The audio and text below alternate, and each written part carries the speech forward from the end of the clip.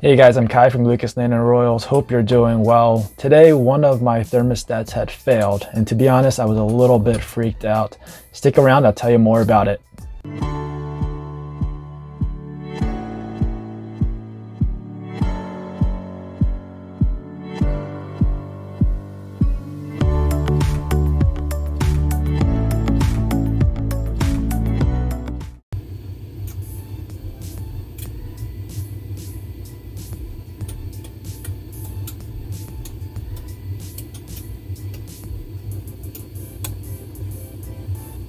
As you just saw, I have one of my STC 1000 temperature controllers just fail, and I'm not really sure what to make of it. I've had one on my aquarium controlling the heater, and I've had that on there for 7 years, and then I took it off and I actually used it for one of these racks over here. And it's been working just fine. So that's the oldest one I've had. And since then, I purchased many more for all of my rack builds. You guys can see how I wired them up in my DIY videos. But I counted and I have a total of 26 of these STC 1000 controllers in this room. And out of the 26, one had failed.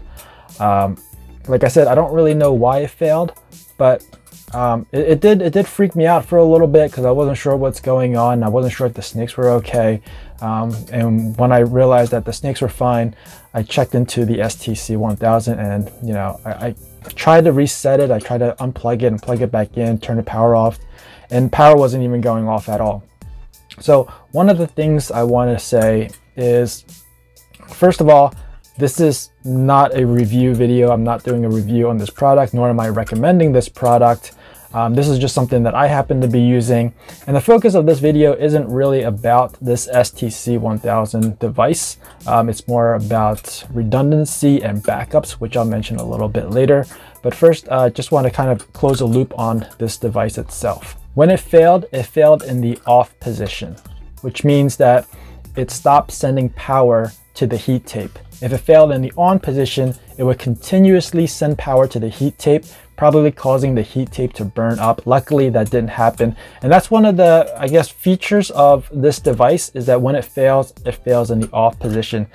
So all the power goes to this device, and this device doesn't release any of the power to the heating element. And in our case, it's a heat tape.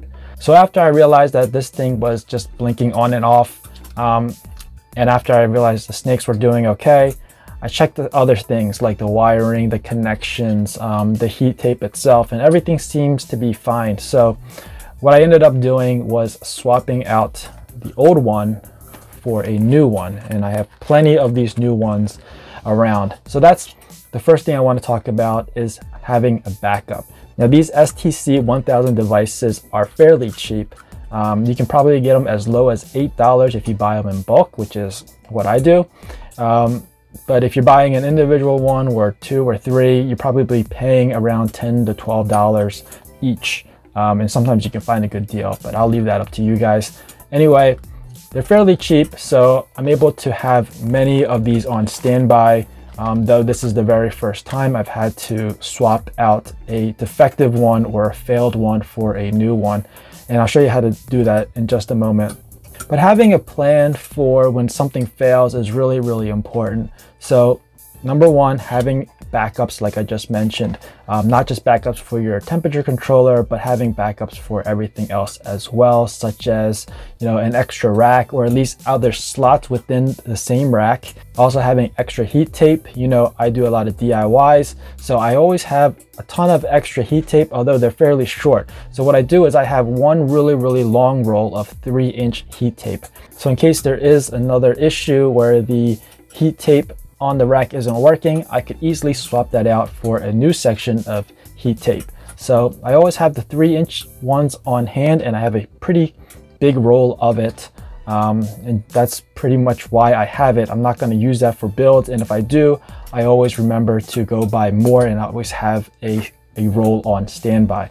So having extra thermostat, having extra heat tape, also having extra wiring around. Now, wiring isn't like something that is on back order or anything like that. So it's pretty readily available at, you know, hardware stores, Home Depot, Target, Walmart. So I'm not too worried about that. Overall, just be prepared. That's the lesson here. I learned the hard way. And you guys know I started with aquariums with fish, and they are not forgiving at all. When a pump runs dry, it burns up. And when it burns up, lack of oxygen exchange causes the fish to suffocate, and then they just die.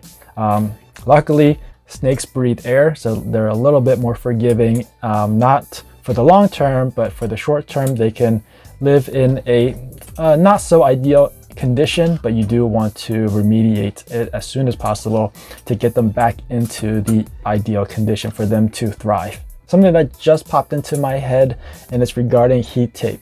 I get a lot of questions, a lot of emails, comments around my DIY builds. And one question I get quite often is, why do I cut my heat tape into sections as opposed to just weaving it through the entire rack? And those of you who asked the question, I'm pretty sure I replied to you. There's like 3 or 4 different benefits to doing that. And they're not like huge benefits, but just something that I like doing, and I see a little bit of gain in doing it that way. But you can certainly weave them through. But anyway, another benefit to add to that list is if you have to replace them, if something goes bad and you have to replace them, in my case, I'm just replacing one section. If you weave it through the entire rack and something goes wrong, you can't detect what's going on or why it failed, you're pretty much going to have to replace the entire strip. So that's another thing to keep in mind when you're doing your own builds. Now in a few minutes, I will be showing you how I go about replacing one of these STC 1000 temperature controllers. But I do want to say, I'm not affiliated with this product. I'm not endorsing it. I'm not paid for this. It's just something that I use on my DIY builds because I found it to be reliable through experience in the aquarium hobby. I'm not saying that you should buy this. I'm not recommending it or anything like that. You can certainly try it out and see how it works for you. I mean, it's cheap enough and you can give it a shot. But a benefit to one of these things is that it's cheap and you can have multiple on hand. Regardless of the cost, whether it's cheap or expensive, you definitely want to have an extra temperature controller or thermostat on hand, just in case you get an issue or have an emergency. All right, so with that out of the way, I'm going to go ahead and show you how to swap out the old one for a new one.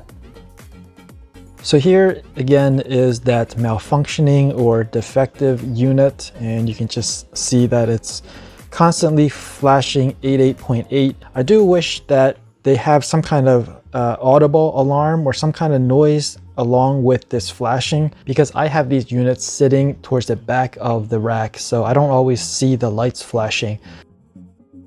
So over here I have the top 2 tubs being controlled by one controller, and then the next 3, which contain my Desert Ghost and Het Desert Ghost and another Het Desert Ghost, those are being controlled by that malfunctioning one. So, you know, when I checked on their temperatures, they were pretty cold, and that's how I knew to check on the controller.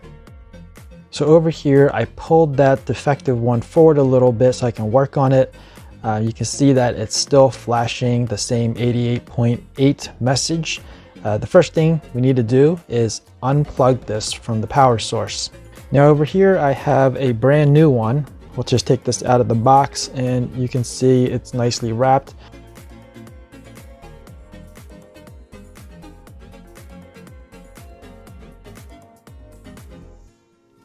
There is a little cover in the back that you just have to remove. Sometimes they're held in by a screw.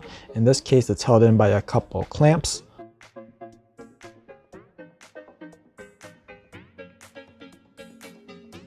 And you can see they do come with the temperature probe already installed. But in this case, I'm going to reuse the same temperature probe that's already installed on the rack. Therefore, I'm going to remove this one, and you can just remove it by unscrewing the 2 screws in the back and then pulling out the wire for the temperature probe. Now I'm just unscrewing all the screws for ports 1 through 6. You can see as I unscrew the screw, it's disengaging the clamps that are within each port.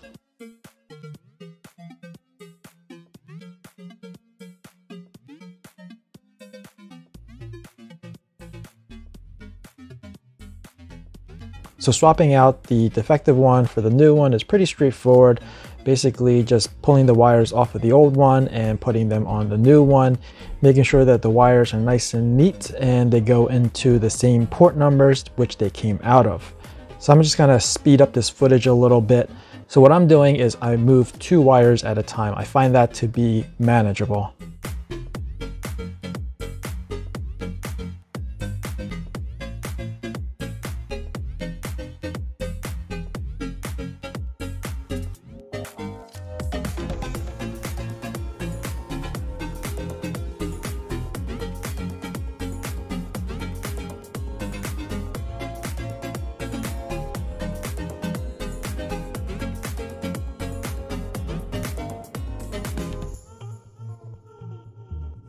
So now that the wiring is completed, we can plug this in and give it a quick test.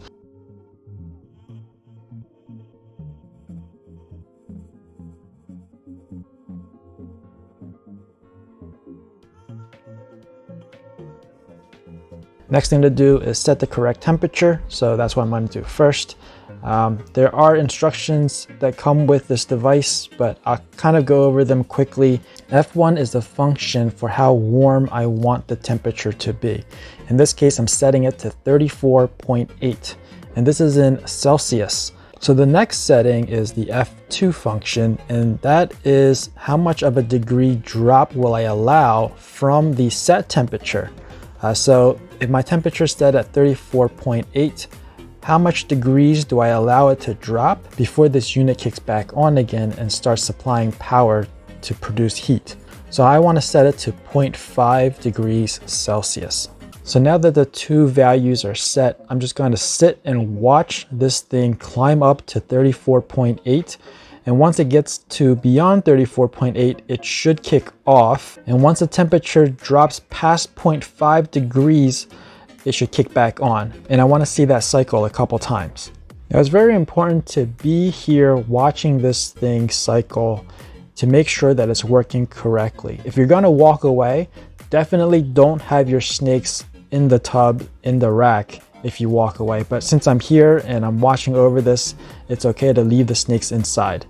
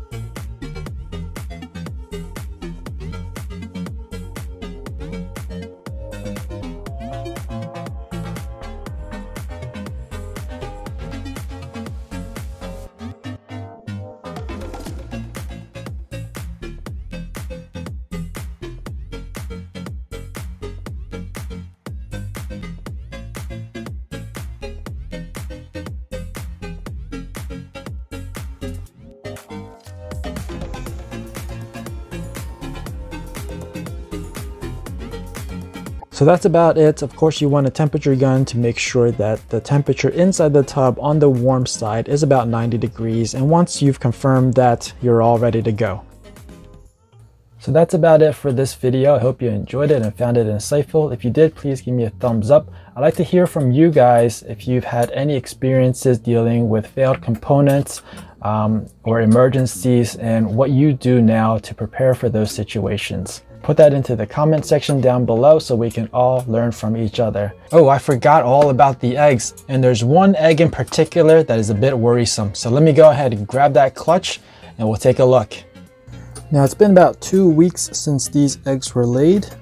And if you guys remember from that egg pulling video, there was one egg in here that was in question because it had very little veins. And that is that one, which I marked the W. Of course, you're looking at it upside down, so it looks like an M.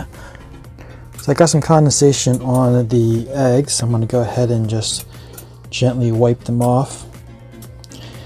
Usually this doesn't really impact the egg because the condensation will just roll off. But if you have a dimple like that and the water droplet sits in there, that could ruin the egg. So what I'm going to do is go ahead and candle this one. First I'll turn out the lights.